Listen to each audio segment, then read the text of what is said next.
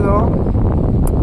Seaman Pamor underway habang nagkagrasa ng crane.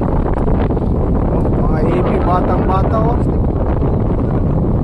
Mga AB sanay sa akyatan, lalo na yung maestro namin.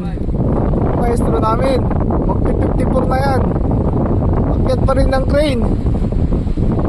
Parang hindi 54 ah, batang bata, parang 45 ba. Gusto talaga mga seaman. Mga seaman hindi yan kaya ng tanod oh. Seaman, hirap na hirap magrasa ng crane kasi pagpapalit nyo lang sa tanod. Partida guys, buntis pa yan. Ano tiyan oh, laki ng tiyan. Stupa daw pala. Pero balikan natin yung maestro amo natin, ang malakasan no. Para lang naglalaro ba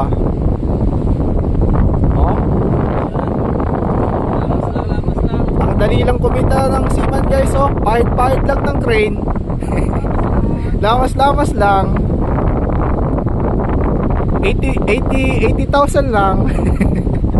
Lamas lang ng crane.